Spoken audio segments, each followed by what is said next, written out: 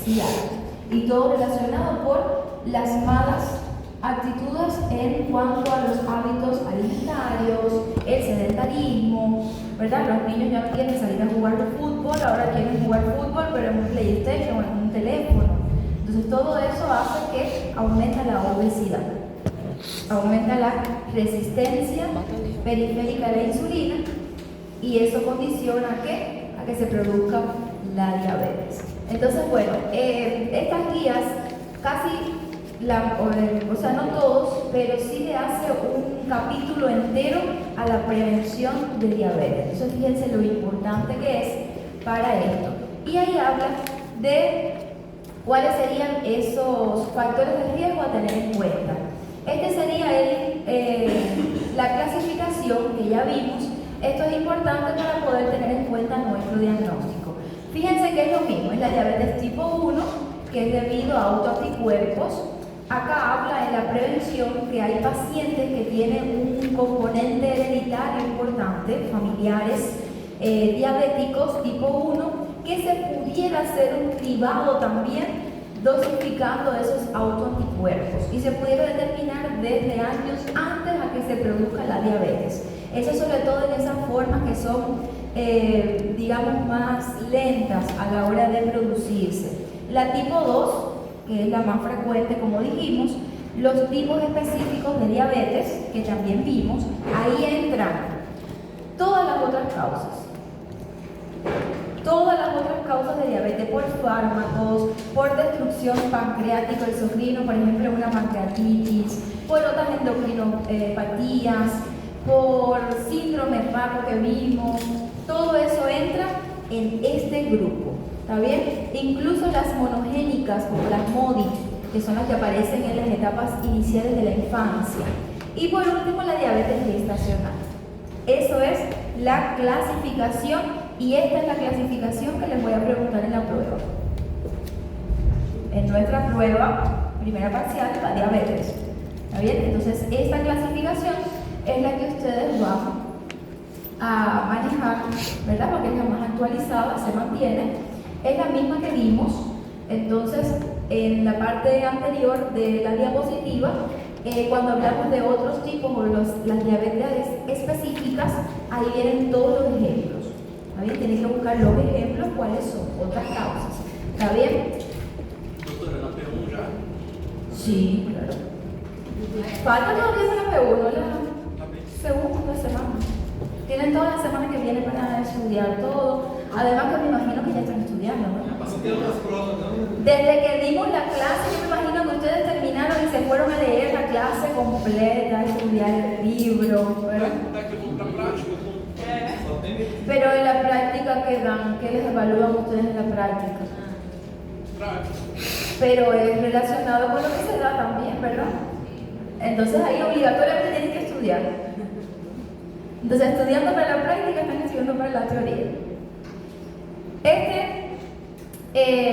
Habla algunos aspectos sobre la tipo 1. Entonces, por acá también pueden revisar para la prueba. Fíjense que son algunas características que pudieran ser diferenciales de la tipo 2. ¿Está bien? Digo pudiera porque también hay reportes de diabetes tipo 1 en mayores de 35 años.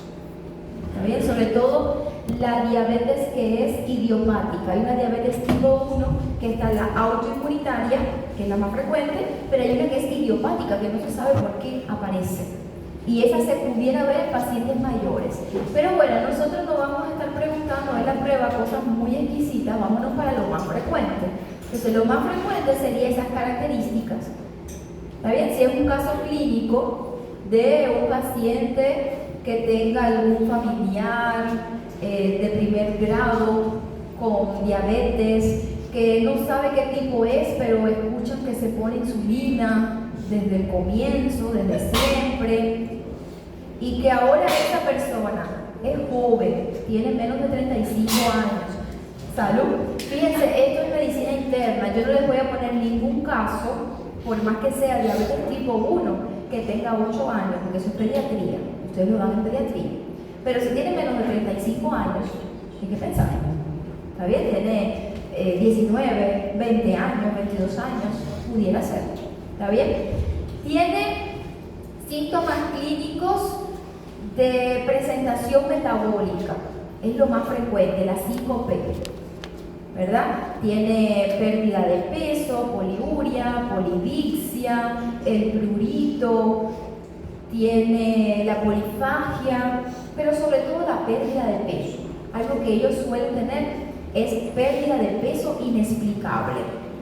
Y además que son en pacientes que por lo general no se relacionan con la obesidad.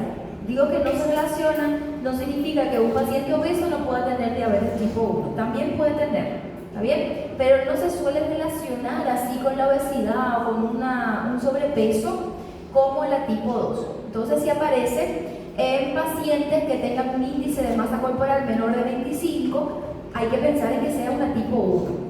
Doutora, a perda de peso, ela é antes de tratamento. Se está tratando, não tem perda de peso, né? Só uma dúvida que a gente tem. A ver, si el paciente es diabético tipo 1, ¿está bien? Te voy a explicar los dos, pero para que logren entender. Si es diabético tipo 1, antes del tratamiento, un síntoma que suelen tener es la pérdida de peso. Cuando hay pérdida de peso así importante, inexplicable, se dice que es una forma de presentación metabólica. No sé si se acuerdan que vimos forma de presentación metabólica, no metabólica y asintomática. Ahora, lo que se presenta con esa forma de presentación metabólica, por lo general son los diabéticos tipo 1. Y un síntoma que es uno de los más llamativos es la pérdida de peso.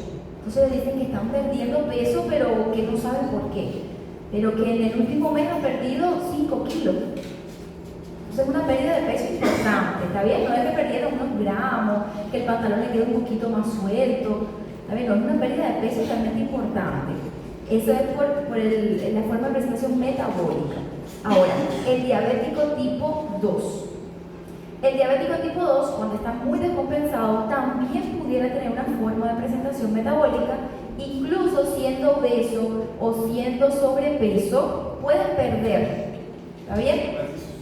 Pero esa es la forma de presentación metabólica, es una forma de presentación por las hiperglicemias y sobre todo cuando ese tipo 2 no fue diagnosticado a tiempo. Vamos a suponer que tenía una forma asintomática y estuvo un año más siendo diabético, pero asintomático, no se llegaba al diagnóstico. Llega un momento en la forma natural de la enfermedad que lleva a una etapa que ya hay déficit de insulina. Y entonces ahí tiene más riesgo de hiperglicemias porque ya no se está produciendo prácticamente nada de insulina, no ayuda nada, y ahí pueden tener formas de presentaciones metabólicas y ahí puede perder peso. ¿Está bien? Pero no es lo más frecuente. Esta forma es más frecuente en la tipo 1. Ahora, el paciente no tuvo pérdida de peso. No tuvo pérdida de peso. Igual se le diagnostica diabetes tipo 2. Parte de nuestros pilares de tratamiento, que de hecho es el fundamental, es que pierdan peso. Entonces ahora hay que ponerle un tratamiento que le haga perder peso, pero que esa pérdida de peso sea por el tratamiento que está llevando, por su estilo de vida y no por su enfermedad. Pero igual tienen que perder peso después del tratamiento, porque deben tener una reducción de un 7 a un 15% del peso corporal desde el inicio. Entonces sí o sí tienen que perder peso, solamente que el otro lo hace por el catabolismo. Acuérdense que la insulina es anabólica. Entonces con el déficit de insulina hay proteólisis, los pacientes empiezan a perder masa muscular, empiezan a tener cansancio, fatiga, agotamiento. ¿Entendiste? Entonces uno es por forma de presentación, es parte de sus síntomas, pero el otro es parte del tratamiento, porque lo que nosotros tenemos que hacer es hacer que bajen de peso. ¿Está bien? Pero este sí es la forma de presentación más frecuente de la tipo 1. Entonces, si les ponen así estas características, ustedes piensen en ¿qué? En diabetes tipo 1. Yo no te voy a poner una pegadilla ni cosa para confundir. Lo clásico. ¿Está bien? Porque hay excepciones, cualquiera puede tener de todo.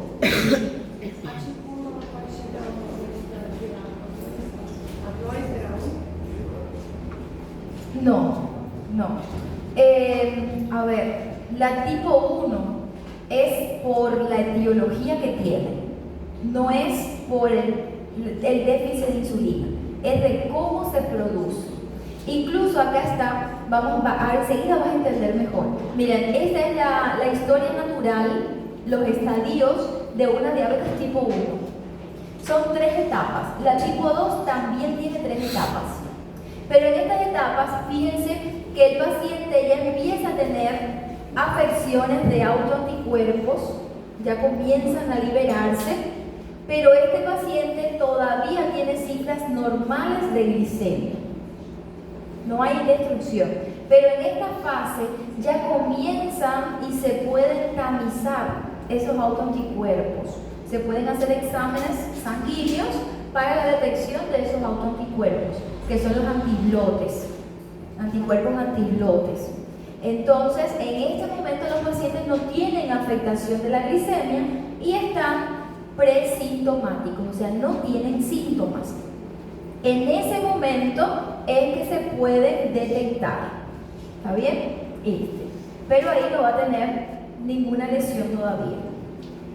En la etapa 2, fíjense que ya se comienzan a aumentar, ya empieza a haber ciertas destrucciones y los pacientes ya tienen afecciones o alteraciones en la glicemia. ¿Está bien? Por eso es que no dice hiperglicemia, solamente que ya hay alteraciones, ya pueden haber variaciones en los valores normales de referencia. En estas alteraciones, fíjense, el paciente todavía está presintomático, no aparecen síntomas. Porque no son todos los islotes que se están destruyendo, todavía hay zonas que le están produciendo la insulina. Acá tenemos, ¿verdad?, los autoanticuerpos, miren, antiislotes, que son varios grupos, no es que sea uno solo, un típico específico.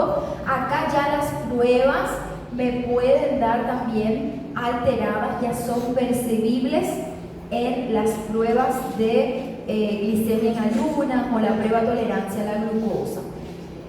Después, la hemoglobina glicada también me comienza a dar alterada, es como una prediabetes. En este paciente, ahí es como decir el prediabético del tipo 2, ¿está bien? Pero acá no se llama así. Pero ya podemos encontrar variaciones, alteraciones. Y ya en la etapa 3, fíjense, ya hubo una destrucción, ya la insulina prácticamente está en déficit. Acá ya aparece altas hiperglicemias. Miren en el diagnóstico cuánto suele ser el valor inicial de su glicemia. Llegan muchas veces con una emergencia, que es la cetoacidosis diabética, que después vamos a ver porque hay unos trabajos prácticos que van a hablar sobre esas complicaciones, que es la cetoacidosis. Acá ya ese paciente tiene síntomas por esas hiperglicemias. Fíjense que ya son muy elevadas, no en este rango inmediatamente, pero ahí ya aparecen los síntomas metabólicos. Esas 5P que vimos, ¿está bien? Son 5P, no es 5P, ¿está bien? Entonces, acá también ya están los autoanticuerpos, pero fíjense que pudieran incluso ya eliminarse y no ser detectados esos autoanticuerpos. Entonces, la mejor forma de detectarlos es en la etapa 1 y en la etapa 2. Y en la etapa 3 ya hubo la destrucción y ya prácticamente ni se van a poder cuantificar. Y acá entonces ya cumple los criterios de diagnóstico de diabetes, que vamos a ver enseguida cuáles son esos criterios. Esta es la etapa natural de una diabetes tipo 1. Entonces, miren cómo sucede. Ahora, la tipo 2, vamos a ver enseguida, tiene su historia natural también. Entonces, al final de esa etapa, también termina con déficit de insulina, pero no fue mediado por autoanticuerpos, por lo tanto, una tipo 2 no se puede volver una tipo 1 así. Que fisiológicamente la insulina, o sea, fisiopatológicamente, la insulina ya no se produzca, fue por otras causas. ¿Está bien? Entonces, al final vamos a tener como el mismo impacto por el déficit de insulina, pero las causas son diferentes. Entonces, siempre va a ser diabético tipo 2, aunque tenga que ponerse insulina. como parte de su tratamiento, pero siempre va a ser un tipo 2. ¿Está bien? Ahora, esta es la historia natural de la tipo 2. Esta es importante también. Fíjense que son 3 etapas. En la etapa 1 no hay síntomas. Este paciente incluso puede estar así años. No se sabe cuántos, pero se dice que puede ser hasta 5 años antes del diagnóstico. Y acá hay una resistencia periférica. Puede ser por la obesidad, ¿verdad? Que el paciente, el sedentarismo, acuérdense que los músculos no son tan permeables a la glucosa, necesitan de insulina para eso. Y si hacen actividad física, ahí sí incrementa esa permeabilidad, pero el paciente que es sedentario, que tiene mayor tejido adiposo, va a tener cada vez más resistencia a esa insulina. Entonces, un momento de compensación sería aumentar la secreción de insulina pancreática. Dice, no, acá hay una resistencia que hace el organismo, aumenta su producción, a ver si mayores cantidades suele hacer el efecto que se requiere. Y a expensas de ese hiperinsulinismo se mantiene una glicemia normal. El paciente logra mantener las cifras de glicemia, pero a expensas de ¿qué? De un aumento en la producción de insulina. Ese es el hiperinsulinismo que se dice. Después tenemos hiperinsulinismo también, pero ya no es capaz de mantener esas regulaciones en el metabolismo de los carbohidratos, en la glucosa. Y ahí aparecen hiperglicemias. Entonces hay un hiperinsulinismo hiperglicémico. Esa sería la segunda etapa. ¿Qué diferencia la primera de la segunda? Que uno estaba normoglicémico, por lo tanto, si le hacemos exámenes, en ese momento va a dar todo normal. Sin embargo, el paciente puede tener riesgo, fíjense. Está en una primera etapa ya. Después, en esta etapa, comienza a haber un déficit de insulina, porque de tanta producción se sobresatura y también se lesionan las células que producen la insulina. Entonces ahí comienza a ¿qué? A haber un déficit y ya van a haber alteraciones en la funcionabilidad. Ese es el que llamamos prediabético. Entonces en esa etapa todavía no hay síntomas, pero es un paciente de riesgo que si le hacemos exámenes, le hacemos una prueba de tolerancia a la glucosa, le hacemos una hemoglobina glicada, le hacemos una prueba de glicemia en ayunas, ahí ya van a tener rangos fuera de lo normal, pero tampoco los que se necesitan para hacer un diagnóstico. Enseguida vamos a ver cuáles son esos, pero a eso es lo que llamamos prediabético. ¿Qué es lo que dice la guía? Esto salió de las guías, del ABA, que en esa etapa, fíjense, hay una alta progresión para diabetes, hay un alto riesgo de progresión. Por lo tanto, tenemos que hacer medidas y tratamiento desde que el paciente es prediabético. No es el tratamiento de la diabetes que va a llevar después, pero en ese momento se debe hacer una evaluación del paciente con prediabetes para evaluar cuáles son los riesgos cardiovasculares que tiene. Puede tener incluso, se dice que un paciente puede tener ya secuelas, complicaciones desde años antes del diagnóstico. Entonces, desde que llega ese paciente, sí, tiene que hacer una evaluación completa a ver si ya tiene alguna consecuencia. Y en este caso, fíjense, ya hay muerte celular. Eso es lo que estamos hablando. Fíjense, ya acá se comportaría como una tipo 1, pero no es tipo 1, porque la fisiopatología es diferente. Pero ya sí hay muerte celular de las células pancreáticas, hay un déficit de insulina, ya hay un hipoinsulinismo abajo y la hiperglicemia ya en valores establecidos para diagnóstico. En ese momento es que se hace el diagnóstico de diabetes. ¿Qué es lo que cambia acá con el resto? Que estos pacientes pueden estar asintomáticos. Entonces en el otro como suele dar una presentación metabólica, los pacientes suelen tener más síntomas. Entonces es más fácil establecer el momento exacto del diagnóstico. Un diabético tipo 1, cuando debuta, suele ser tan aparatosos los síntomas, tan llamativos, que podemos saber el momento exacto en que es diabético. Sin embargo, el tipo 2, como suele ser más lento, es pausisintomático, prácticamente sin síntomas, no sabemos en qué momento, fíjense, él pasó a todas estas etapas. No podemos determinar en qué momento estuvo acá o acá. ¿Por qué? Porque se diagnostica aquí. Y miren todos los daños que tuvo que haber pasado para llegar acá. Y acá incluso puede estar asintomático. Y esa hiperglicemia ya le da lesión de órgano diana. Y cuando llega ya puede tener nefropatía, ya puede tener retinopatía, puede tener polineuropatía. Por eso es que el ADA hace tanto énfasis en la prevención y en el diagnóstico precoz. Identifica, tiene riesgo, hazle un cribado. El cribado es el tamizaje, los exámenes que se realizan. ¿Está bien? Eso es lo que dice por el alto riesgo. Fíjense que acá viene, antes llamaba no insulino dependiente o diabetes del adulto. Antes se llamaba así, ahora se debe llamar como es, diabetes tipo 2. ¿Está bien? Porque no es la diabetes del adulto. Puede haber niños con diabetes tipo 2. No insulino dependiente, hay muchos que sí dependen de la insulina, porque cuando me llega a esta etapa, requieren su tratamiento para su manejo, para su control de insulina. Entonces no podemos decir que no es insulino dependiente. Entonces mejor decir tipo 1, tipo 2, tipo específico o diabetes gestacional. Esa es la clasificación que se acepta. ¿Entendieron?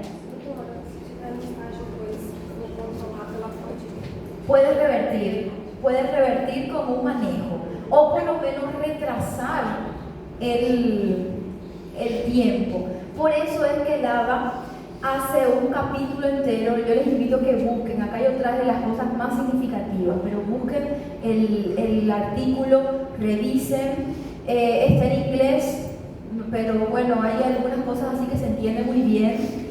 Y puede ser que ya encuentres con el traductor o algo, ¿está bien? Pero está muy interesante porque te dice, en otras palabras, mira, si tienes riesgo, hazle el examen. Vamos a revisar qué tal está. ¿Está todo bien?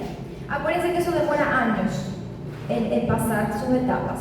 Si está bien, pero está en una etapa, acuérdense que en la etapa 1 de la diabetes tipo 2 puede demorar años. Entonces, si el paciente le da óptimo, le da bien, no le da ninguna alteración, igual actúa sobre los factores de riesgo y hazle un cribado nuevamente dentro de 3-5 años, porque demora. Medio alterado, hazlo todos los años y trátalo ya.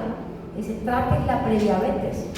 No lo dejen, no, prediabético, mira, come saludable, no comas tanto dulce, no comas este. No, hay que tratar su obesidad, su hipertensión, todos los riesgos ya, como si fuera diabético. E incluso hay criterios para darle ya metformina a estos pacientes. Entonces, sí. Miren, vamos a hacer háganlo ustedes, a ver si puedo ampliar. Este es un cuestionario que publica el ABA para evaluar el riesgo de tener diabetes o no. Entonces, es un cuestionario que se le puede hacer a los pacientes y de acuerdo a la puntuación que dé, si da más de 5 puntos, dice, pues hazte las pruebas, porque tienen riesgo de ser diabético. Entonces, miren, la primera que le pone es, háganlo ustedes, háganse ustedes su cuestionario, escríbanme que ver cuántos puntos tienen. La primera pregunta es, ¿cuál es tu edad? Entonces ahí van a poner la edad. Si tienen menos de 40 años, 0 puntos. Si están entre 40 y 49, un punto, de 50 a 59, 2, y mayores de 60, 3 puntos. Entonces miren a ver cuánto puntúan ahí. Después es relacionado con el sexo. ¿Qué género eres? ¿Hombre o mujer? Es más riesgo en el hombre. Entonces acá 0 puntos si son mujeres, 1 punto si son masculinos. Ahora, si es mujer, si fue diagnosticada con diabetes gestacional, porque los antecedentes de diabetes gestacional es un riesgo. Entonces, fíjense, este cuestionario ayuda a los pacientes, pero ayuda a los médicos a saber cuáles son los riesgos. Entonces, si en la prueba, fíjense, no es que van a hacer este cuestionario en la prueba, pero en la prueba ustedes pueden tomar estos datos para saber cuáles son los riesgos más importantes. Miren, ahí viene la edad, cuáles son las edades de más riesgo. Mientras más avanza la edad, más riesgoso. Entonces, miren, el sexo también, ya sabes cuál es el de mayor riesgo. Los antecedentes, eso te ayuda mucho. Yo iba a hacer así, acá iba a subir la pantalla. Dios mío, la lluvia me volvió loca. En vez de subir acá, iba a hacer así a la pantalla esta. Ya demasiada tecnología, ya iba a hacer si era táctil también acá, ¿verdad? Entonces, bueno, otra pregunta. Si tiene algún antecedente familiar de primer orden, diabético. Fíjense, no es cualquiera, así me pasó a mí. No es cualquiera, papá, mamá o hermano. No es un tío, el abuelo, un sobrino, el esposo, que a veces, ¿verdad? Preguntamos y dice, sí, mi esposo. Dios, no sé que sean consanguíneos, ¿verdad? No hay riesgo ahí. Entonces, si su mamá, papá, hermana o hermano tienen diabetes, ¿sí? Un punto, ¿no? 0 puntos y seguimos el cuestionario. ¿Alguna vez ha sido diagnosticado con hipertensión? O sea, la hipertensión también es un riesgo importante. Entonces, en ese caso también se le da un punto en el caso de que el paciente sea además hipertenso. La hipertensión no es solamente por el riesgo de desarrollar diabetes, es que los riesgos, fíjense, para la hipertensión arterial primaria, si uno analiza, son los mismos riesgos del diabético. ¿Cuál es el riesgo del hipertenso? La obesidad, el sedentarismo, la dieta, ¿verdad? Todo relacionado con el estilo de vida. ¿Y cuál es el riesgo de la diabetes? Los mismos. Entonces, le llevó a uno, le puede llevar al otro. Y además, no es lo mismo un paciente solo diabético que un paciente diabético hipertenso. Estamos sumando 2 factores de riesgo importantes. ¿Para qué? Cardiopatía isquémica, para nefropatía. Entonces estamos duplicando el riesgo de complicaciones. Entonces es importante saber si es hipertenso o no. Entonces esa sería la otra pregunta.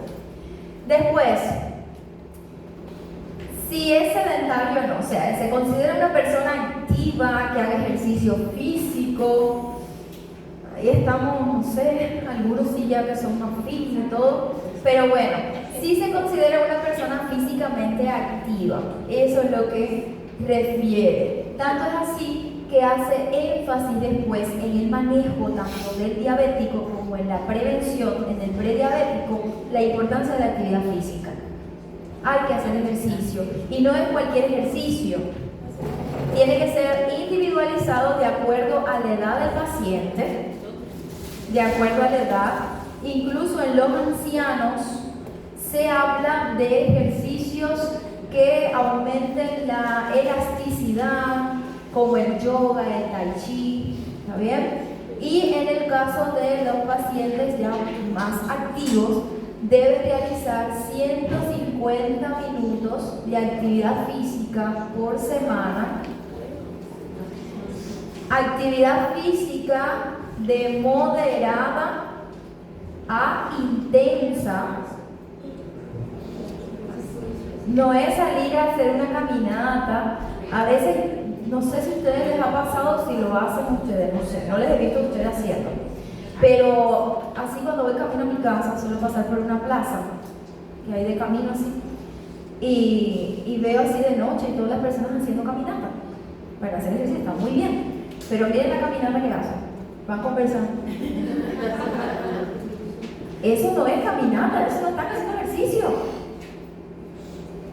Es moderada, intensa, no es que vayan corriendo, pero es a una velocidad más acelerado. Es decir, estoy haciendo ejercicio.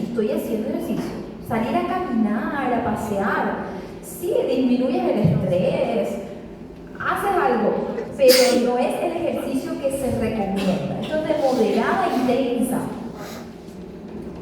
Otra cosa, si el paciente es joven, debe hacer ejercicios de fuerza. Se recomienda, esto no es que sea obligatorio, pero se recomiendan ejercicios de fuerza. ¿Por qué ejercicios de fuerza? ¿Qué dijimos del músculo? Cada vez que hacemos ejercicios de musculación o contracción de músculo, estamos haciendo que ese músculo utilice la glucosa, el exceso de glucosa. Entonces podemos tener normoglicémicos solo para hacer ejercicio. Entonces miren qué importante.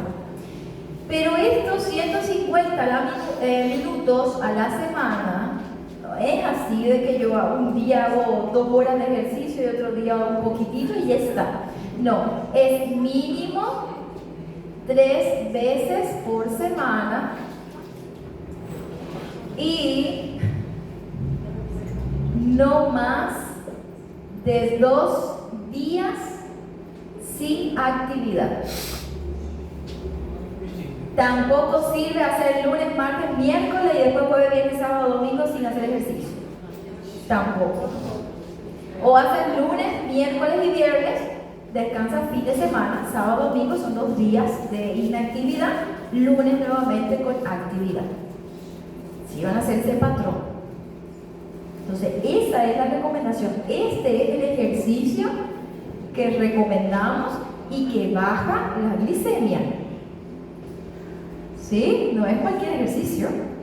En los ancianos sí, el yoga, el tai chi, son ejercicios más de estiramientos, alongamientos, de estabilidad, les mejora el equilibrio. Entonces son muy buenos.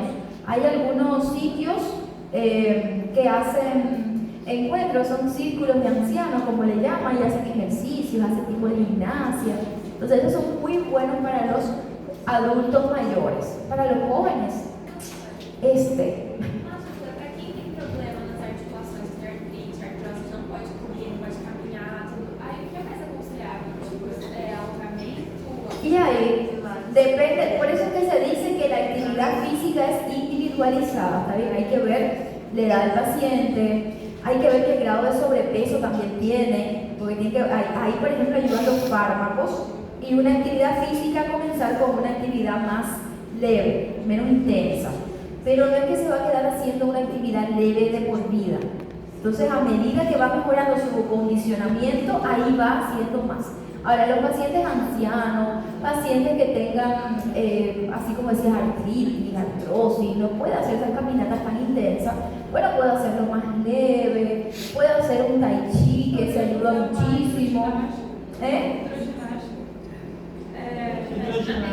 piscina.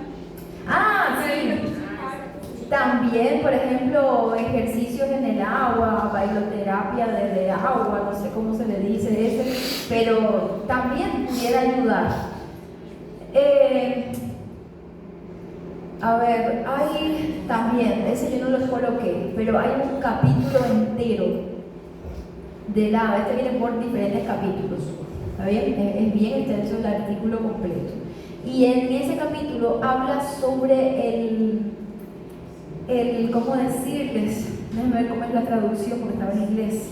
Es como el impacto social y psicosocial del paciente. Y ahí dice que hay que tratar de amortiguar ese impacto. Y que hay 2 preguntas importantes que se deben realizar a los pacientes, es tipo otro cuestionario diferente, donde la respuesta es como una selección múltiple. Y las respuestas dicen,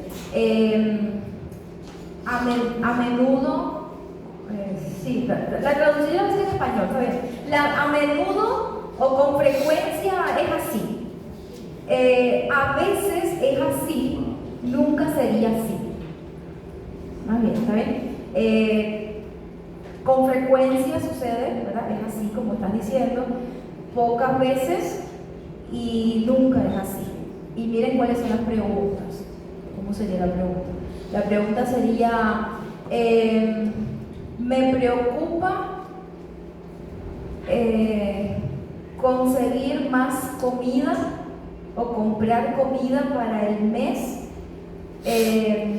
ya que aún no tengo el dinero suficiente para comprarla.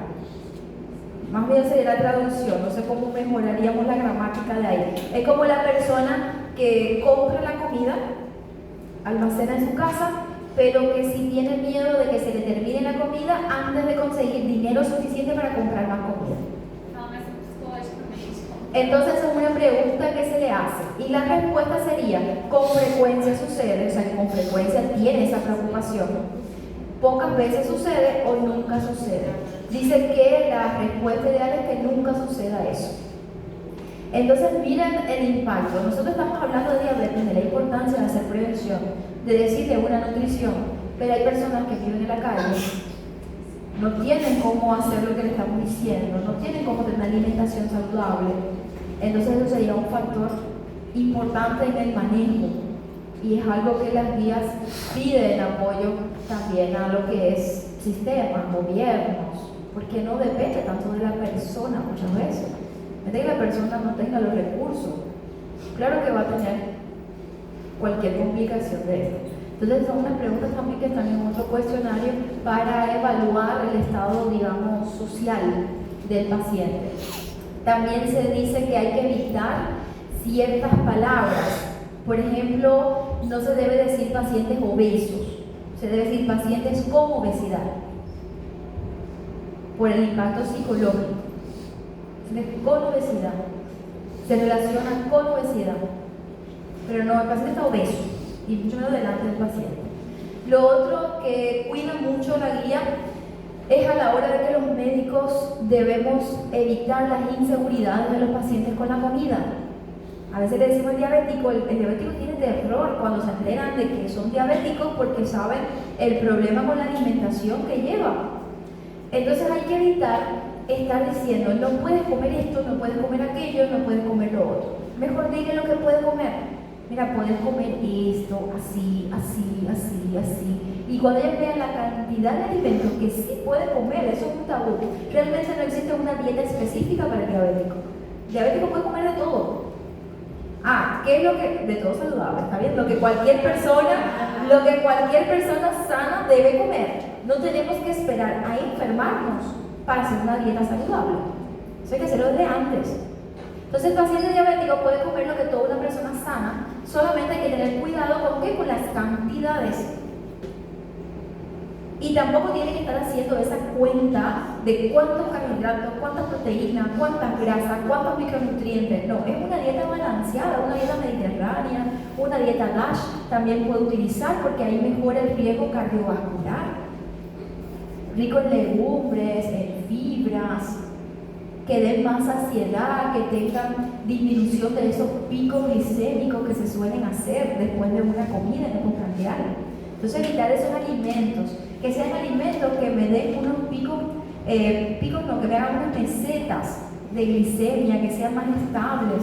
Si comemos un dulce, miren, nos hace un pico hiperglicémico así, se va para arriba. Así hace la gráfica y haces una comida acá comes y eso hace así. Y muchas veces el medicamento que está tomando no le da para hacer así y bajar otra vez. Entonces cuando esto se mantiene y ya la hemoglobina glicosilada está mayor a 10%, ahí tenés que, mira, la insulina que conoces, para tratar de mantener esto así. Entonces ahí ya este paciente o le mantienes como un basal o le das una insulina en los llamados bolos, que son los bolos preprandiales. Entonces para no llegar a eso, para mantener el paciente estable, mira, que haga la dieta, que haga el ejercicio, disminuye más esa resistencia, sobre todo en la etapa en que todavía hay insulina. Porque fíjense que en esas etapas todavía hay insulina, solo que la resistencia es lo que está en esa prediabetes. Entonces este cuestionario lo que ayuda es eso. Ustedes siguen haciendo su cuestionario acá, que nos fuimos a otro tema. Acá viene en cuanto al peso. Este sí está en en pulgadas y en libras, porque ahí es como se maneja más en Estados Unidos. A ver, entonces haga la conversión ahí. La verdad que no sé bien cuánto sería en metros o en centímetros, pero acá viene para que cada persona busque su altura y en dependencia de su altura, entonces va viendo en qué grupo estaría su peso, en qué rango, y eso es lo que le vamos a dar la puntuación. Fíjense, un punto si estaría en este rango, 2 puntos y 3 puntos, y acá lo colocaría, cuál es la categoría según su peso. ¿Cuál fue la última pregunta? Esta, ¿cuál es la categoría de peso? Según su peso, ¿en qué categoría está? Entonces, para evaluar esa categoría tenemos esta tabla donde la persona busca su altura. Lo primero que tiene que buscar es cuánto mide. Lo que esto está en pulgadas, porque es la medida que usan más en Estados Unidos. Tiene que hacer la conversión ahí en centímetros, ¿verdad? Si tienes 1,60, 1,64, 1,50, 1,70, ¿cuánto sería en pulgadas? ¿Está bien? Ahí buscan el rango, fíjense, estos son rangos. De 5 a 7, de 5 a 8, así. Entonces buscan cuánto sería su rango y cuánto sería su peso. Ahora este peso está en libras. Tienen que hacer la conversión por kilogramo, que es lo que más usamos nosotros. Mas sería quase que una relación tipo con IMC, ¿no? Es la relación, exactamente. Esa es la relación. Solo que para calcular el índice de masa corporal lleva una fórmula y el paciente no sabe. Entonces, acuérdense que es un cuestionario para los pacientes, incluso se les divulga a los pacientes. Los pacientes en su casa pueden hacer ese formulario y ahí viene toda la explicación de lo que tienen que hacer. Entonces, miren qué interesante podemos hacer.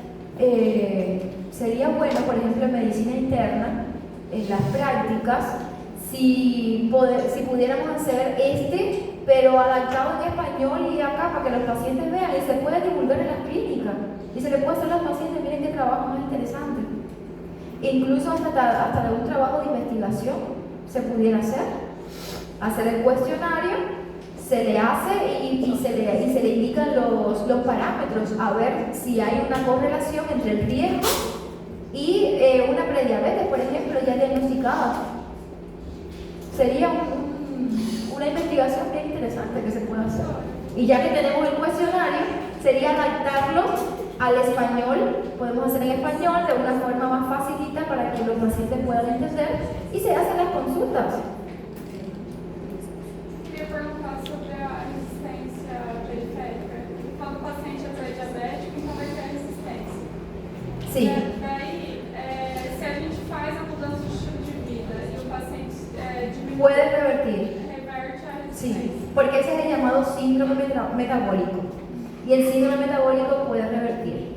Fíjense, la prediabetes a veces no es diabético todavía, pero está en camino. Ahora, si en ese momento tú le haces un trabajo importante de prevención, no es que vas a revertir a toda la normalidad, pero tú vas a evitar que progrese.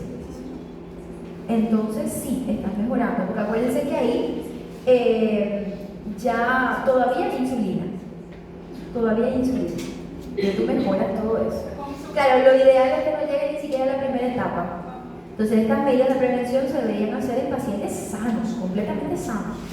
Pero ya no está sano, ya vino con una breve tolerancia a la glucosa alterada, de hemoglobina glicosilada, no está normal, ¿verdad? No está más de 6.5, pero tampoco está menos de 5.4. Entonces, dice, bueno, está 6, está en 5.7, esto no debería estar así. Vamos a hacer medidas contigo. Na resistência, o corpo ainda utiliza pouco da insulina, por isso que tem aumento das... Sí, la insulina se sigue produciendo. El cuerpo es el que ya no está respondiendo a la orden de la insulina. La insulina vamos a suponer que es un capitán y le da la orden, le dice, músculo, utiliza esta glucosa arriba. Hígado, almacéname esta glucosa y hazme glucógeno. Músculo, dale, comienza a almacenar glucógeno ahí que después yo lo voy a utilizar. Ácidos grasos, dale, deposítense porque después te vamos a utilizar también. Entonces, esa es la orden que da la insulina. Ahora, el cuerpo está haciendo lo que le da la gana. No está respondiendo a eso. Entonces la insulina, la glucosa no se está utilizando correctamente, no se está almacenando correctamente, se queda libre en forma de ácidos grasos en la sangre, empiezan las dislipidemias, las placas de ateroma, y después el paciente viene con riesgo cardiovascular importante. Entonces por eso es lo que hace realmente la resistencia. Es como un grupo insurgente. Nos vamos a rebelar contra nuestros. Eso es lo que hace el cuerpo, esa es la resistencia a la insulina. No le hace caso a la orden que tiene, pero la insulina está presente. Y después, en la tercera etapa, la insulina dice, si no me hacen caso, dimito, me voy. Se va la insulina. Ahora sí ya no se produce correctamente y el cuerpo sigue haciendo lo que da la gana, pero sin un buen líder, necesitamos un líder también. A ver, las anarquías esas no funcionan mucho. Necesitamos un líder, pero un líder bueno que nos diga qué hacer en qué momento, ¿está bien? En ciertas condiciones. Y ahí la insulina dimitió, se fue, renunció, y el cuerpo cada vez está peor, y ahí viene con mayores complicaciones. Entonces, eso es lo que hay que evitar. Bueno, de acuerdo a todo acá se pone el score, cuántos puntos, y miren lo que dice. Si tuvo 5 puntos o más, ¿cuántos tuvieron ustedes? Revísense cuántos tuvieron. Si tienen menos de 5 puntos, felicidades. Dice que tienes un riesgo bajo. Fíjense que acá nunca dice no tienes riesgo. Te dice que tu riesgo es bajo. Pero el riesgo está. El riesgo está. Entonces, tienes un riesgo bajo. Estas son las buenas noticias. Fíjense, las buenas noticias para ti es que puedes manejar tu riesgo, se puede manejar, de diabetes tipo 2, con algunos pasos, ¿verdad?, que hacen una gran diferencia para ayudar a vivir mayor, por más tiempo, más saludable. Eso es lo que está diciendo ahí. Perfecto. ¿Hay que tomar medidas? Sí. ¿Tienes un riesgo bajo? ¿Pero por qué tienes un riesgo bajo? Porque tienes buen peso. Bueno, mantente con ese buen peso. Sigue siendo activo. Porque el riesgo de la edad, el riesgo del sexo, eso no se puede cambiar, son no modificables. Pero se puede actuar con los no modificables. ¿Está bien? Y ahora sí, tuvo más de 5 puntos o 5 puntos, o sea, 5 o más, tiene un riesgo mayor. En este caso, entonces se debe hacer las pruebas de cribado. Hay que hacer las pruebas para ver si ese paciente realmente es diabético o está en prediabetes. ¿Está bien? Incluso acá le explica a los pacientes, él se puede traducir y se puede colocar también en nuestro cuestionario para manejar en las clínicas. Entonces acá vienen también algunos, fíjense que vuelve otra vez esas etnias, esas razas que estábamos revisando antes, también vienen, y acá entonces estaría, ¿verdad?, los criterios de screening, independientemente de ese score, ese es para pacientes, ahora esto es para los médicos. Você tem conhecimento do porquê o homem tem mais predisposição que a mulher no caso da diabetes? En el caso del conocimiento exacto de por qué en el hombre es más... Se asociam aos hábitos alimentares. En el caso de... Ajá, disculpa ahí. En el caso de por qué exacto, si es que hay una condición, digamos, en cuanto a los cromosomas, por el hombre la predisposición, realmente no existe. Pero en la epidemiología sí hay mayores hombres con diabetes y puede ser por el factor de riesgo que tiene el hombre también en cuanto a los hábitos. Pero yo digo que todo eso está cambiando porque ahora la mujer cada vez tiene los mismos hábitos malos que tiene el hombre. Entonces, yo soy partidaria del empoderamiento femenino, ¿verdad? Las mujeres podemos hacer lo que queramos, ¿verdad? Lo que nos propongamos, podemos lograrlo, pero tanto es el afán de querer hacer lo mismo que hace el hombre, pero que quiere hacer lo mismo malo que hace el hombre, como fumar, irse de fiesta, tener no sé cuántas parejas sexuales, andar por ahí de libertinaje por la vida. Entonces esas cosas, miren, si el hombre lo hacía, no es que haya que copiar eso del hombre. Sé inteligente, sé empoderada, sé una líder, sé profesional, pero no vayas a hacer ahora todo, ¿me entiendes? Entonces yo creo que eso, las estadísticas de aquí a unos años van a cambiar. Não pode ser hormonal. ¿Eh? Pode ser hormonal. Hormonal también puede ser por las hormonas. Acuérdense que las hormonas hasta cierta edad, por eso que la edad también es un riesgo, hasta cierta edad las hormonas femeninas tienen una protección, ¿verdad? En la protección cardiovascular y de enfermedades como la diabetes. Pero también acuérdense que están los factores genéticos y los factores ambientales. Y entonces el hombre está más expuesto a ambos, tanto a los genéticos como a los ambientales. Porque si vamos a ver así, en las enfermedades endocrino-metabólicas, la mayoría realmente la mujer es más frecuente. Tem também talvez aquela relação de que a mulher, no quesito saúde, se cuida muito mais que o homem. Miren, hasta eso sería un tema interesante para una investigación, ¿verdad? La relación con el sexo y qué otros factores están. Que a mulher procura muito mais o médico que o homem. Geralmente o homem só vai procurar médico quando já está com alguma coisa mais agravada. También puede ser otro caso. La mujer también durante el embarazo se hace más exámenes, más prenatales, más consultas. Puede ser también relacionado, pero la verdad sí, exacto, un factor específico, no. Podemos hacer una revisión sobre eso, sería un buen trabajo de investigación. Miren, ustedes tienen que hacer un trabajo final de grado el próximo año, entonces miren cuántos temas interesantes relacionados y que son fáciles de hacer, porque ustedes cuando van a hacer un trabajo de investigación tienen que buscar un tema primero que sea frecuente para poder encontrar información, porque si es una cosa rara no van a encontrar información y ahí esa es una dificultad que van a tener. Y otro, que tenga mucha bibliografía al respecto, porque tiene que ser un marco teórico, y si no tiene bibliografía, no hay bibliografía actualizada, no tiene un impacto en tu trabajo. Y miren, sobre diabetes, enfermedades endocrinas, hay muchas cosas para hacer que no sea lo mismo así de siempre. Se puede hacer, muy interesante. Bueno, miren, esto importante, ya esto es para los médicos. El cuestionario era para los pacientes. Ahora, entonces son las indicaciones y esto es importante para nuestra prueba. Esto es importante para nuestra prueba. Es el screening, el cribado, en qué pacientes yo le voy a hacer o le voy a indicar cuando me llegue la consulta una glicemia en ayunas o una prueba de tolerancia a la glucosa o la hemoglobina glicosilada. Ahora, en cuanto a la hemoglobina glicosilada, que es la fracción A1C, acuérdense que no es la prueba más recomendada para hacer el diagnóstico como tal. Se puede utilizar, ¿está bien? Pero no es la más recomendada. La más fidedigna es ¿cuál?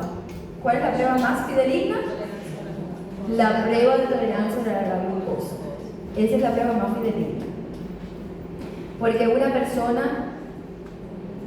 no diabética se puede comer un cargamento de dulce, no lo haga, ¿está bien? Pero vamos a suponer que justo están con el clima así, están estudiando, les da hambre y dicen, yo merezco una barra de chocolate hoy porque estoy estudiando mucho, porque vinieron, ¿verdad? Dice, yo merezco.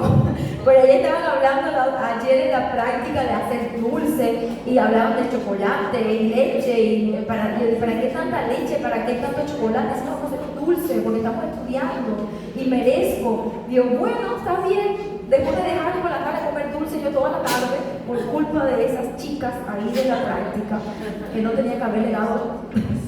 Entonces, vamos a suponer que dice, merezco comer un chocolate. Y se comen una barra de chocolate. Así, bien rico.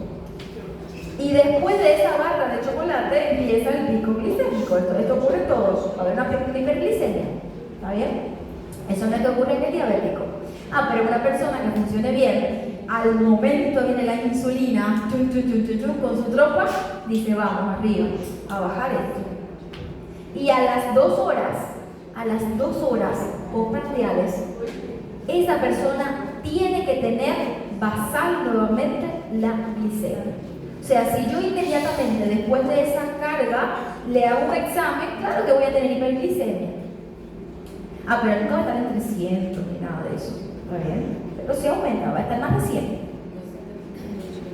Lo normal es que tuviera menos de 100. Una glicemia a la lluvia. Después de una comida, después de un postprandial, ahí ya puede estar, ¿verdad? 110, 115, puede aumentar, pero nunca va a estar en más de 300. Está en más de 300, ya eso es diabetes. Y ahí viene la insulina, esta no, la de jeringa no, la del páncreas. Comienza rápido, dale, tenemos que bajar esto. Y a las 2 horas, esto comienza así, a bajar. Y a las 2 horas ya está basal nuevamente. Ya tiene que estar en menos de 100. O sea, menos de 100 no, perdón. Tiene que estar ya menos de 140.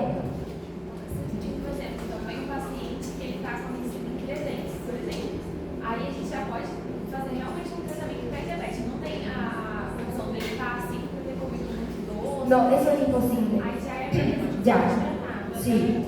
Incluso ese de 300, yo se los dije por la tipo 1, que suele ser así. Más de 200 ya. O sea, 200 o más ya se considera al azar, en cualquier momento, en cualquier horario, como una hiperglicemia. mesmo não tendo sintomas nem nada. No, tiene que tener síntomas. Vamos a ver ahora el diagnóstico. ¿Está bien? Vamos a ver enseguida eso. Pero lo que les estaba diciendo es que una persona, por más que se coma, no una, 3 barras de chocolate, no le va a subir la glicemia más de 200 así. Para decir eso solo a un diabético. ¿Por qué? Porque no responde a la insulina. Una persona sana responde a la insulina. La insulina, eso se libera, pero inmediatamente.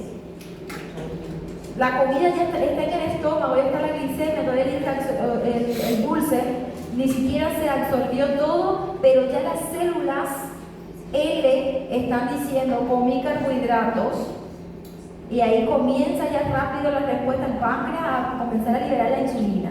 La insulina ya está esperando a ese azúcar antes que cuando esté en la sangre y empieza a actuar. Eso es rápido. Desde que está todavía en el sistema digestivo, se está absorbiendo, está ahí todavía digiriéndose eso, ya viene una respuesta rápida. Ahí está la importancia del GLP-1 que vimos, que es el medicamento, ¿se acuerdan?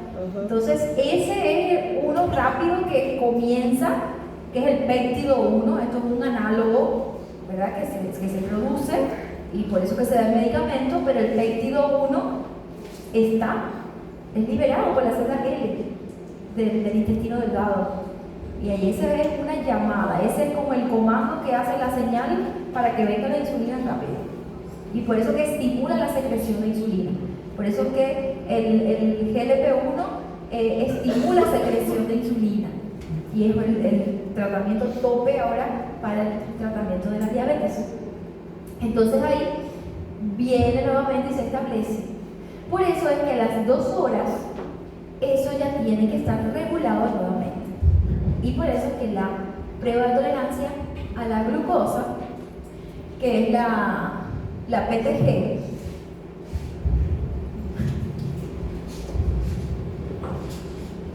la PTG es la prueba de tolerancia a la glucosa. ¿Está bien? Cuando yo estaba haciendo medicina, con esta PTG, nosotros inventamos otro significado a este. Y entonces cada vez que alguien venía así, se tiene PTG. Pérdida total del glamour. Cuando alguien no venía muy perceptible, dice, oye, amanecí con una PTG, era pérdida total del glamour. Cuando hacías algo que pasaba vergüenza porque te salía algo feo, dices, ¿qué PTG? Decíamos a ellos. Bueno, vamos a hacer entonces, ¿a quiénes le vamos a hacer la prueba? 1. Dijimos que el sobrepeso y la obesidad es un factor de riesgo importante. Entonces, los pacientes que tengan un índice de masa corporal mayor o igual a 25 y 23 para los asiáticos, y además de eso, tengan antecedentes familiares, tengan alguna de estas razas o etnias, tengan historia de una enfermedad cardiovascular ya establecida. Por ejemplo, un paciente que ya tuvo una angina, tuvo un infarto, tuvo alguna enfermedad relacionada con placa de ateroma, ya se considera también de riesgo.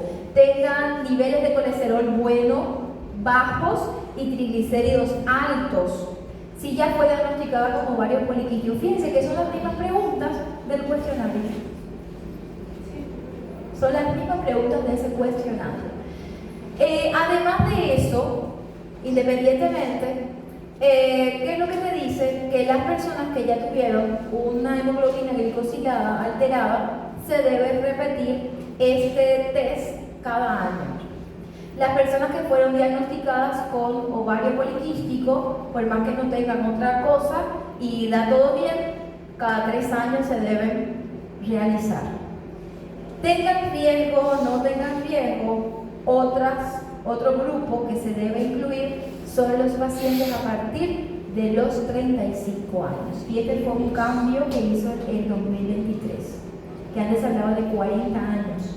Ahora, independientemente de tu índice de masa corporal, de los antecedentes, de todo, con la edad que viene riesgo, todo paciente mayor de 35 años ya se debe realizar un cribado para diabetes. El próximo año me toca. Entonces, ese se hace. Esto es lo que me dice la guía. Si todo está normal, dio todo bien, dio óptimo, está bien, no dio nada alterado, cada 3 años le puedes hacer intervalos a estos pacientes de riesgo. Y si es que el resultado inicial dio alterado, se puede hacer cada año, ahí depende de los otros riesgos que encontraste, está bien, todo eso puede variar. Eso es lo que dice esta guía. ¿Van bien? ¿Están entendiendo todo, verdad? Professora, lá no 3, aquele GPD é só? É GPD? Ese es diabetes gestacional. Ah, gestação. Diabetes mellitus gestacional. Mas a tanta só quanto a gestacional faz de 3 em 3 meses.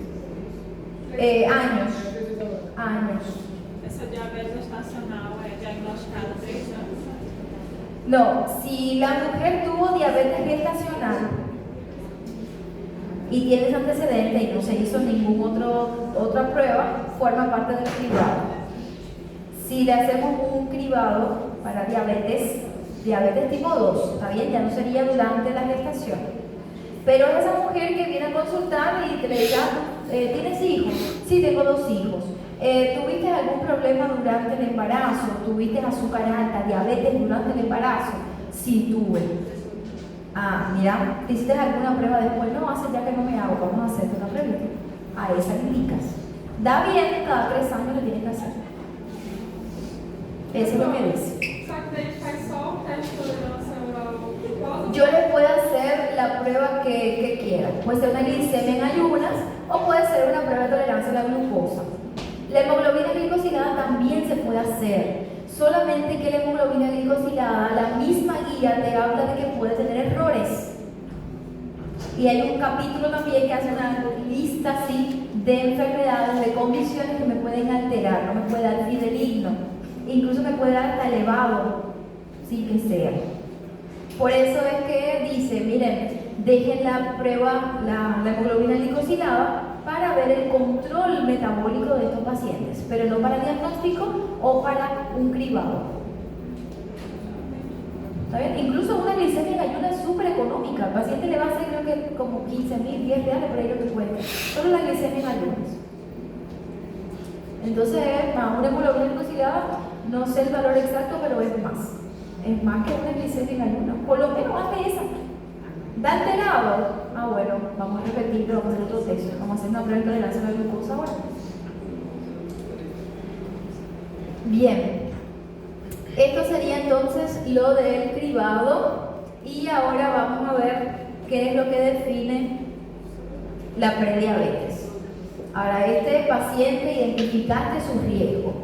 O se hizo en su casa el score y me dice yo tengo riesgo y me voy a hacer la prueba. ¿Cómo pueden venir esos resultados ahora?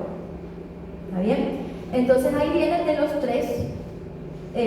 los tres exámenes que se le fueron realizados. Cualquiera de ellos, no tiene que ser los tres. ¿Está bien?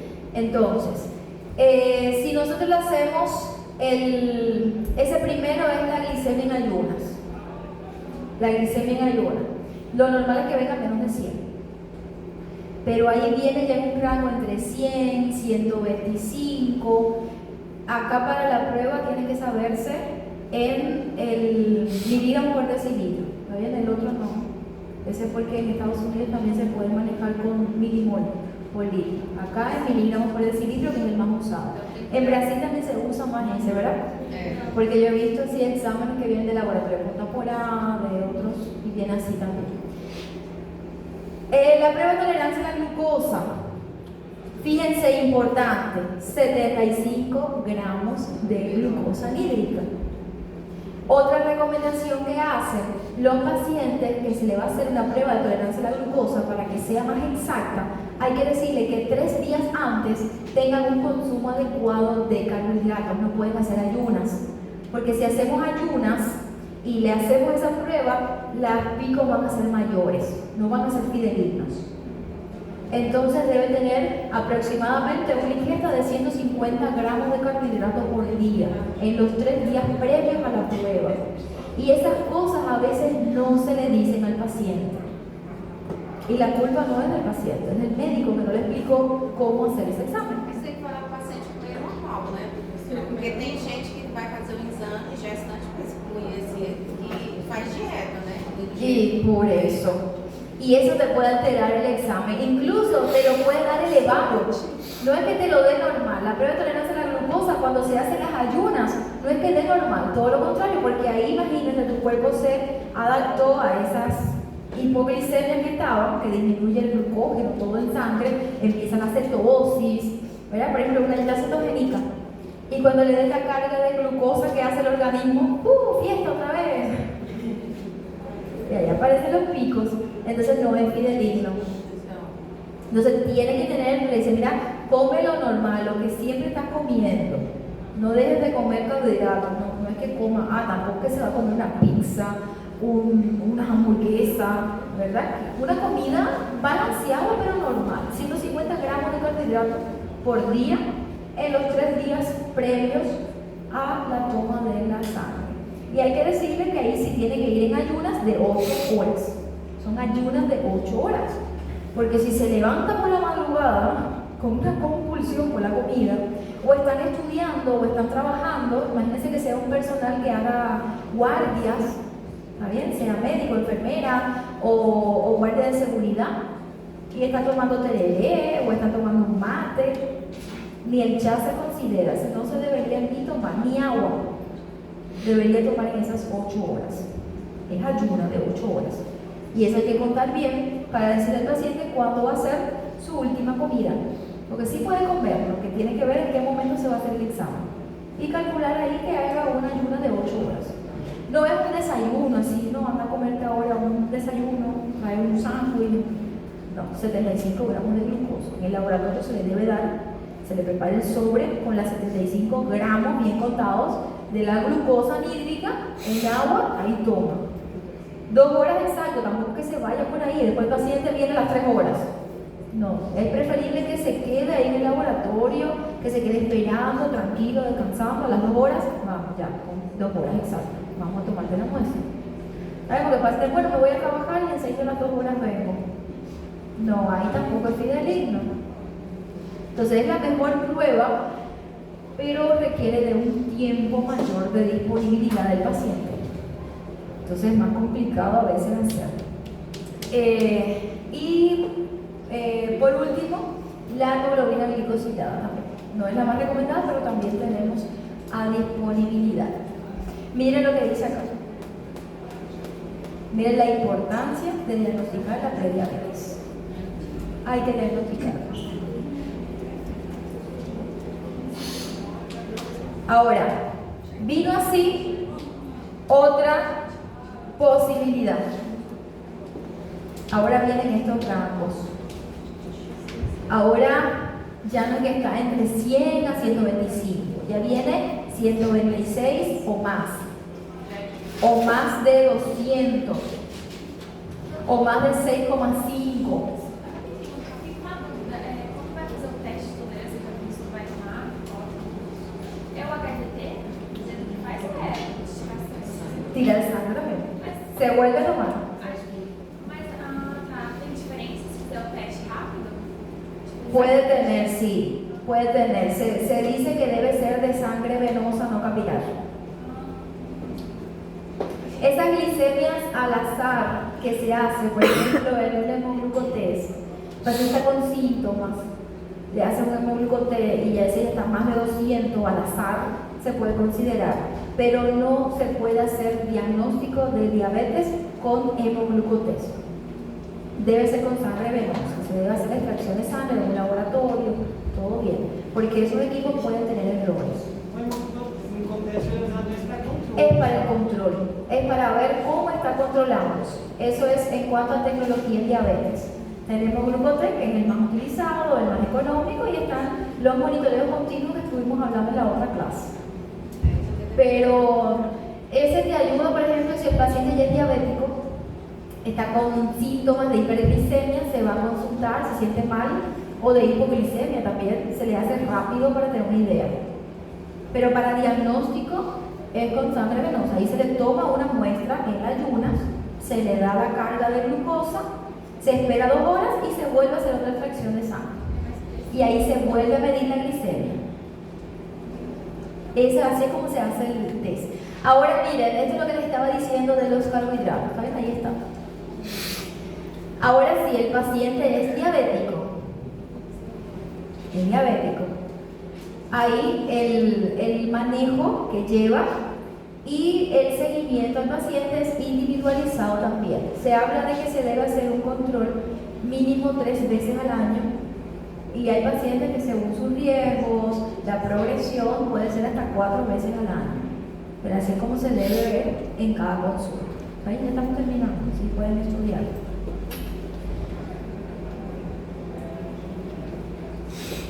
Dos resultados alterados.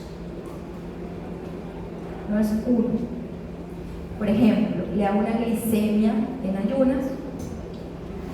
El paciente tiene síntomas. Cuando hablo de síntomas, me refiero a síntomas sugestivos de diabetes. ¿Está bien? Tiene pérdida de peso, tiene la poliuria, la polidipsia, la polifagia, tiene la 5P. O tiene infecciones micóticas a repetición, infecciones urinarias a repetición, tiene manifestaciones. ¿Está bien? Le hago una glicemia en ayunas, más de 200, de una vez, es el diabético. Con una sola prueba. Síntomas, más una prueba alterada. Así. ¿Está bien? Ahora, paciente sin síntomas, o no tan evidentes, ¿está bien? Porque vamos a suponer que tuvo, no sé, alguna cosita así muy X, está orinando un poco más, pero no es algo así, una poliuria franca de más de 3 litros que uno dice, sí, wow, ¿está bien? Algo un poco evidente. Viene una glicemia en ayunas y vamos a poner que está en 130, está más de 126, sí. Con una sola prueba no, yo tengo que hacer otra prueba o repetir otra vez la misma. ¿Saben? Yo puedo volver a repetir, pero en otro día, la glicemia en ayunas. Puede ser 2 pruebas iguales o 2 pruebas diferentes. Pero miren, si yo le hice la prueba en ayunas y lo ideal sería ahora pedirle una prueba de tolerancia a la glucosa que es más fidedigna. Entonces ya tengo las 2 alteradas, sí. Ahora desde el comienzo le hice las 2. Vamos a suponer que le hice la prueba en ayunas y la prueba de tolerancia. Y la prueba de tolerancia me dio alterada, pero la de ayunas me dio normal. ¿Qué hago? Le repito la que está alterada. La que me dio alterada se la vuelvo a repetir porque puede ser un error de laboratorio. ¿Está bien? Entonces yo no le voy a repetir la que me dio normal. Yo le repito la que me dio alterada a ver si sigue estando alterada. Entonces yo le hago una glicemia en ayunas y una prueba de tolerancia. La tolerancia me dio alterada, más de 200, y ahí ¿qué hago? Le repito otra vez. Digo, bueno, mañana, come bien, vamos a ver qué fue lo que pasó. Mira, pudo haber sido que no estaba comiendo la cantidad de carbohidratos suficiente como se dijo, que no fue con los 75 gramos, fue con un desayuno, ¿verdad? Con una jarra de café con leche, con un sándwich, un sándwich de milanesa, no sé cuántas marineras. Entonces, bueno, vamos a hacer las cosas bien. ¿Cómo fue que te hiciste la prueba? Te dieron un sobrecito con esto y dice, no, yo llevé mi desayuno. Ah, bueno, ya vamos a hacerlo bien ahora. Vas a comer así por estos días, vas a hacer tal. ¿Está bien? Y repetimos la cantidad alterada. Vienen dos resultados alterados, tengo diagnóstico de diabetes. Professor, o resultado da intolerância à glucosa que ela faz na primeira e segunda e terceira hora, né? O exame. ¿Cómo así? Na hora que a pessoa vai, ele faz em jejum, colhe o sangue, Sim. aí na segunda hora colhe com agrama de glucose, aí depois. Sim. Aí teve médico anterior em outras disciplinas que falou que assim, que tendo a alteração nesse teste de glucose já considera como diagnóstico. Cuando tiene síntomas. Y además, de acuerdo al valor. Pero cuando hay una sola prueba alterada sin síntomas, fue por ejemplo al azar, por X motivo, no tenía síntomas, se necesitan dos resultados alterados. Porque estos test también pueden tener sesgo, pueden tener alteraciones. Y si fue un error de laboratorio, y tú estás diciendo ya al paciente que es diabético, fíjense, lo más probable es que la segunda prueba te venga alterada también y realmente sea diabético. Pero tú te imaginas decirle a un paciente, eres diabético, el impacto psicológico que lleva, todo lo que conlleva eso y que haya sido un error de laboratorio. Entonces es como hasta para estar seguro, bueno, vamos a repetir, bien alterado, no van a ser dos errores juntos, es realmente diabético. Entonces sería como una prueba de confirmación. Fíjense, no es, incluso para hacer diagnóstico, nosotros ya evaluamos al paciente, con tantos riesgos que tiene esa prueba, ese es diabético. Pero sería como una prueba de confirmación, es para estar seguro antes de decirle. Entonces no decirle, mira, te salió alteradita esta prueba, vamos a repetirla para estar seguro. ¿Está bien? Entonces por eso es que se hace siempre. Y la guía misma lo dice, dos alteraciones. Mas não tem necessidade de serem técnicas diferentes. Preciso de dois resultados, mas pode ser. Puede ser la misma prueba o si una dio normal, entonces sí repite la otra. Fíjense que, a ver, Doutora, e na diabetes gestacional seria o mesmo processo? acá está. Acá viene, fíjense lo de la prueba de la glucosa, pero fíjense que dice que cuando no hay síntomas inequívocos de hiperglicemia, fíjense, no puede ser cualquier síntoma. Tiene que ser síntomas inequívocos, que sea por eso, por la hiperglicemia. El diagnóstico requiere dos resultados con el mismo valor o en dos test diferentes. ¿Saben? Puede ser el mismo o pueden ser en dos test diferentes. Es lo que dice acá. Después, eso es lo que dice. Yo pensé que acá hablaba de otra cosa, pero no, lo que te está hablando son las siglas, lo que significa. Pero ahí están, dos resultados diferentes. Entonces sí, la misma guía te dice, hazlo. En ausencia de síntomas, tiene síntomas de hiperglicemia que son por eso, uno solo ya se puede considerar. ¿Está bien? Y bueno, esto ya después ustedes lo revisan, esto ya lo vimos. Son todas las recomendaciones que vienen en la guía sobre la prevención, qué hacer y cómo hacer el manejo del prediabético como tal. ¿Está bien? Entonces ahí, fíjense que te hablan del uso de la metformina. Paciente entre 25 y 59 años y con índice de masa corporal de más de 35. Eso sí es importante para la prueba. Voy a repetir, pero ahí está. Pacientes con prediabetes, fíjense, no el diabético, el prediabético. Nosotros le hacemos medidas de prevención, ¿está bien? Pero ¿cuándo darle un tratamiento farmacológico para el control de su peso? cuando está entre 25 y 59 años de edad. Ese es el primer criterio, la edad. ¿Tiene 60 años? No entra dentro de ese requisito. ¿Está bien? 25 a 59 años de edad con un índice de masa corporal de más de 35. Fíjense, no es sobrepeso. Ahora porque el tema de 25, de ay, vamos a tomar metformina para bajar de peso. No es así. ¿Está bien? Más de 35. Y esta es otra consideración que habla, que también es importante, y es que el uso de metformina se asocia con déficit de vitamina B12.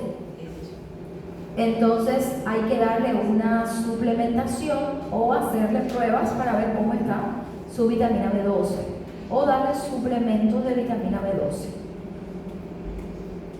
Eso es lo que dice. Esto es en el prediabético. Otra consideración importante de la metformina que les va a servir, pero ya para el manejo del diabético. ¿Está bien? Si vamos a tratar con metformina al diabético ya, hay que tener en cuenta su tasa de filtrado glomerular. Porque la metformina no se debe dar cuando la tasa está por debajo de 30 ml por minuto por 1.73 metros cuadrados de superficie corporal. No se debe dar metformina. Entonces, para dar metformina, la tasa de filtrado glomerular debe estar mayor a 30 ml por minuto, me quedó chico acá, por 1.73 metros cuadrados de superficie corporal. Esta es la unidad de medida, ¿verdad? De la tasa de filtrado, eso ya lo vimos en medicina interna 1. Entonces, para dar metformina tiene que estar más de 30. Então,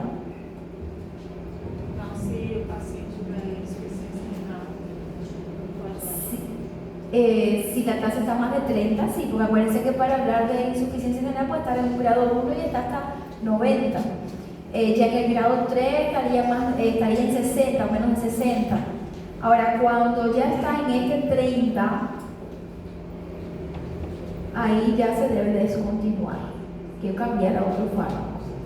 Ahora, si el paciente, esto es el paciente diabético que no tenía falla renal y está tomando metformina, tiene falla renal crónica, la crónica, ¿está bien?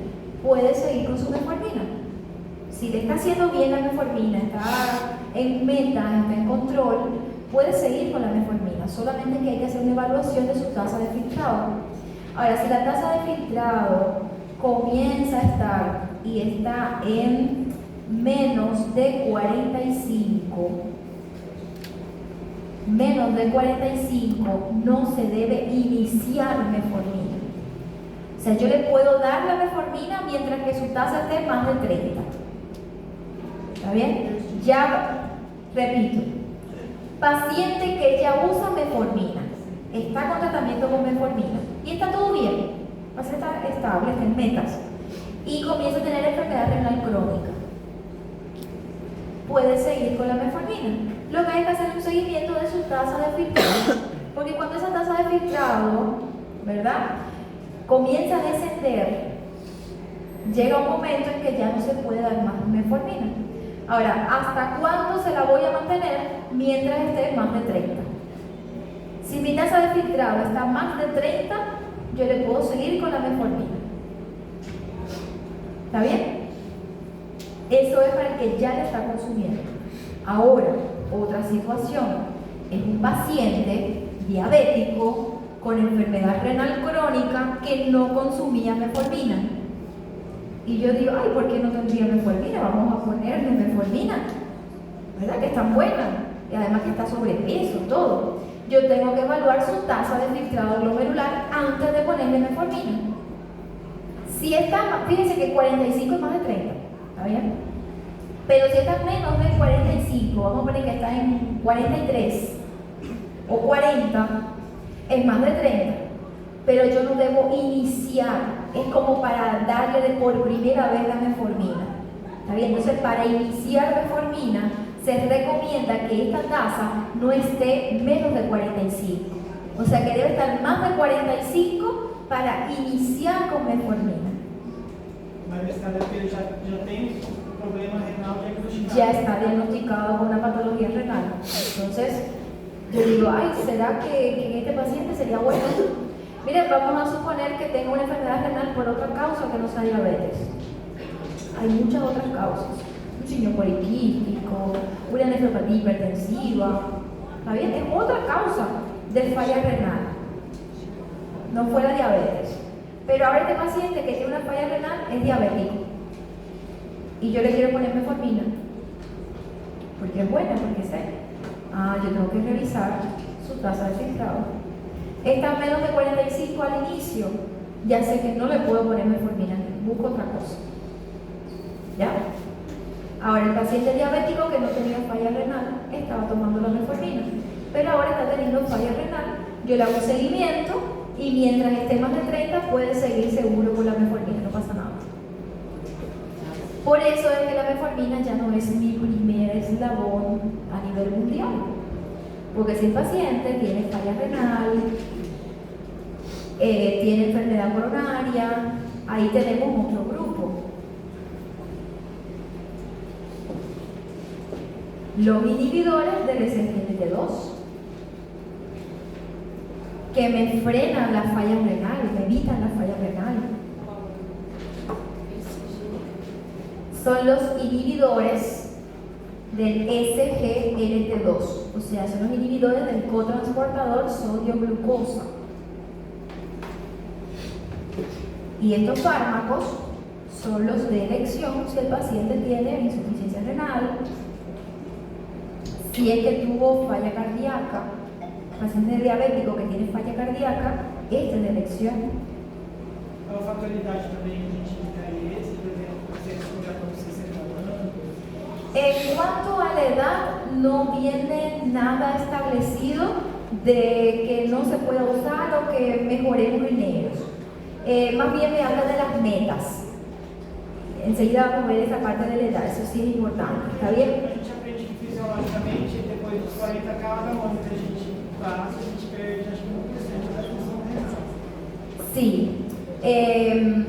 Ahora, en este caso, la guía de falla renal, de enfermedad renal crónica, dice que no es tan fisiológico como aparenta y que sí se debe considerar como una enfermedad renal crónica.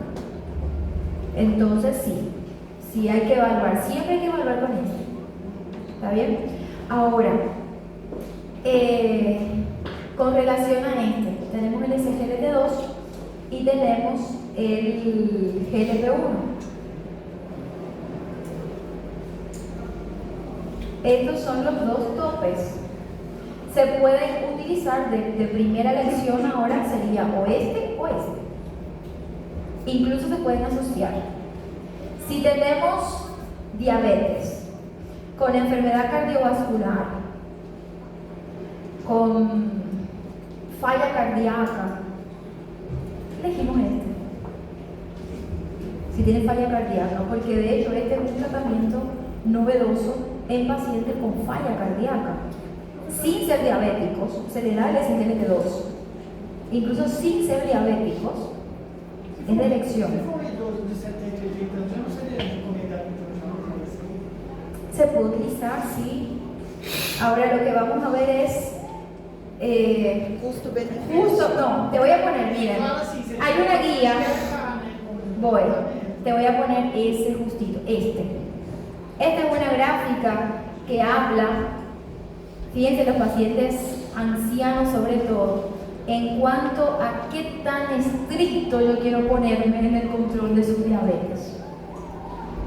Y fíjense que acá viene más estricto, menos estricto.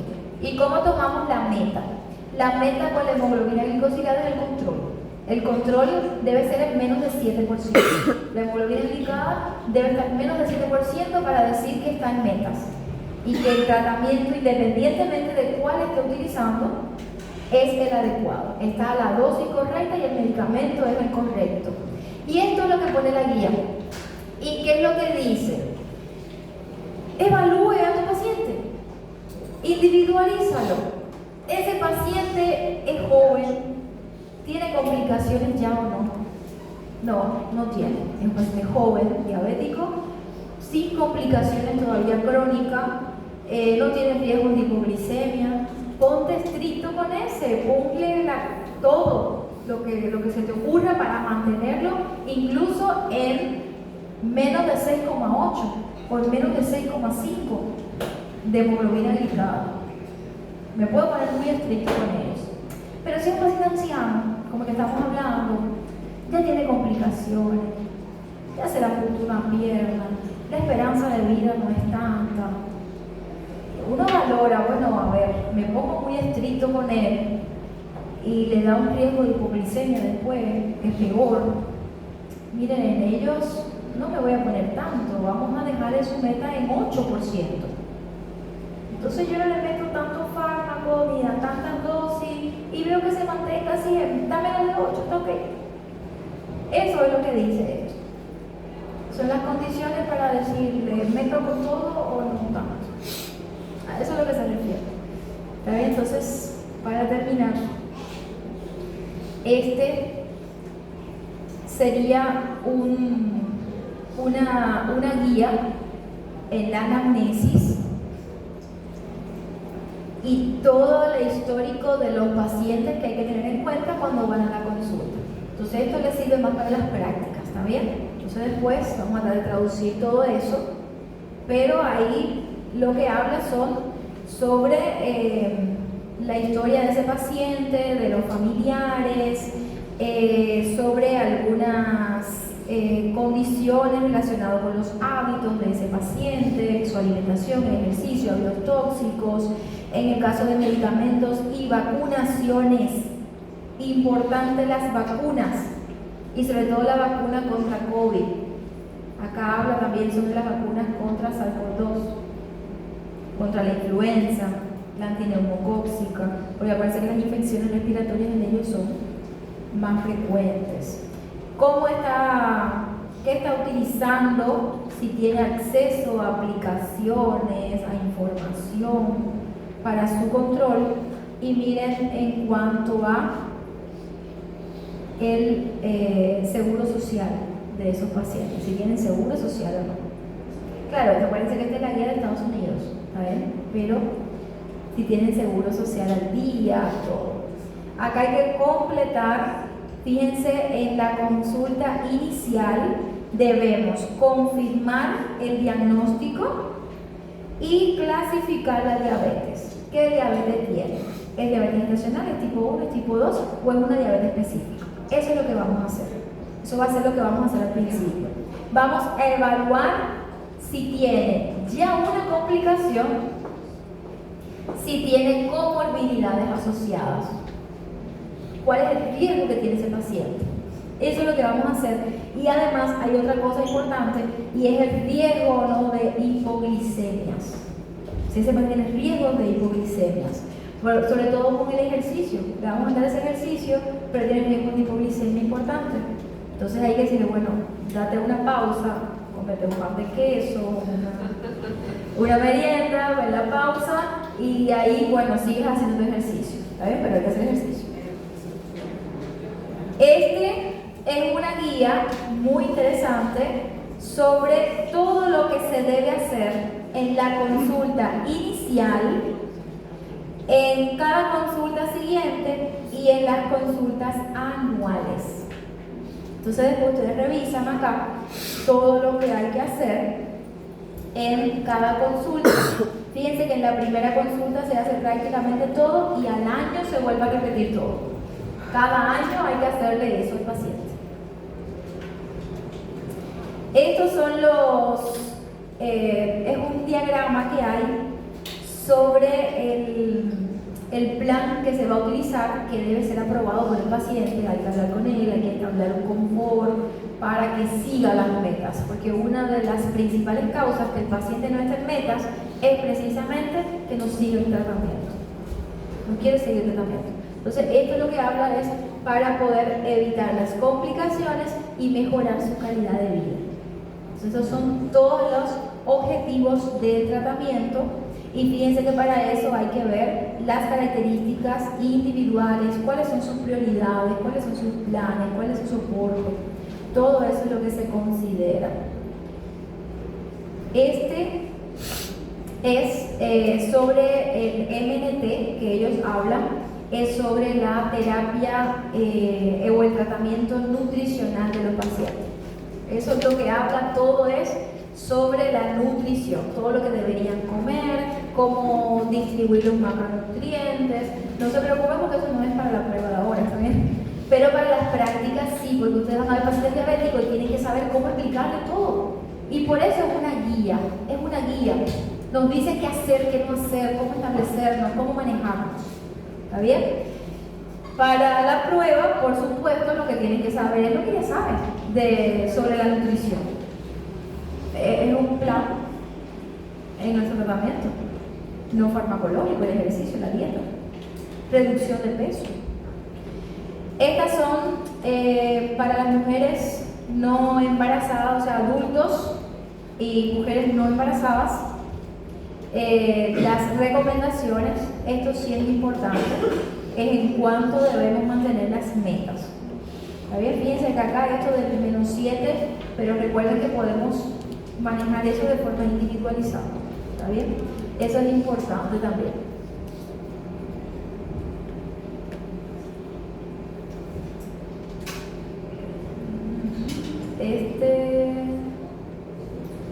Acá habla sobre la hemoglobina glicosilada, que te dice que es un indicador de control de ese paciente. Este es el monitoreo de la glucosa que ya vimos en la otra clase, esto ya lo vimos. Y este sobre la hipoglicemia, que también habíamos revisado algo, ahí viene sobre la clasificación de la hipoglicemia. Este no para la prueba, hipoglicemia no, ¿está bien? Son la parte de diabetes. Y bueno, acá explica también todo sobre el plan de tratamiento estandarizado. Y fíjense que lo primero son los cambios en el estilo de vida. En diabético tipo 2, para poder establecer qué tratamiento vamos a dar, hay que evaluar cuáles son sus riesgos, cuáles son sus comorbilidades. Antes de utilizar insulina, te recomiendan usar, si vas a utilizar un inyectable, los GLP-1. Si no tienes GLP-1 todavía, antes de decir vamos a poner insulina, póngale esto. Eso es lo que dice la guía. Ya está con GLP-1 y igual ya está en meta, entonces ahí le pones la insulina si vas a ponerle otro inyectable. ¿Vale? Primera opción, los GLP-1 y los SGLT2. Son los fármacos de mayor opción. Y acá les voy a pasar, no sé si ya les pasé esto, no me acuerdo, ya les pasé, ¿verdad? Ahí revisan, fíjense, ahí viene la eficacia, los riesgos de hipoglicemia, ¿no? Los cambios en el peso, si tiene afección cardiovascular y los efectos beneficiosos de cada uno de ellos. ¿Está bien? Entonces, bueno, esto sería todo. Muchas informaciones. Este cuadrito es importantísimo, esto se lo estudian. Ahí después en su amplía más para que vean. Está en inglés. Este cuadrito está espectacular. Lo revisan, lo amplían, porque te dice qué fármaco elegir. Miren, es lo que ya estábamos viendo acá, es lo mismo. Este es el resumen de esto que estábamos viendo. Miren, si tiene falla cardíaca, este heart failure, el SGLT2. Fíjense que independientemente si tiene, esto es la enfermedad cardiovascular o enfermedad cardíaca por ateroma. Sería lo que tengan, tuviera una angina, infarto, accidente cerebrovascular, cualquier enfermedad relacionada con placa de ateroma. Miren, GLP-1 o SGLT2, fíjense que lo único que funciona es esto. O le pones este, o miren, incluso ambos se pueden mezclar, se pueden utilizar. Si está por debajo, fíjense que el control con la hemoglobina glicosilada. Entonces ahí si es que para poder tener las metas, entonces ahí, fíjense, se puede, si tenemos solo uno, nuestras metas, le añadimos el otro. Entonces tú puedes comenzar con uno solo y ir evaluando. ¿Está bien? Eso es lo que dice acá ese cuadrito. Tiene, por ejemplo, otras patologías. Acá me habla de la enfermedad renal. Fíjense acá con la tasa de filtrado, todo está menos de 60, tiene una falla renal establecida. Y tolera y además prefiere los SGLT2. Entonces es lo mismo, es evaluar comorbilidades y qué fármaco beneficia más con el nivel de evidencia que existe. Entonces este cuadro se lo estudian, lo analizan en el flujograma, qué usar, qué no usar para la prueba. Y ya, sería todo. Es que si no les explico todo esto ahora, se me pueden estudiar para la prueba. Todo esto va a la prueba.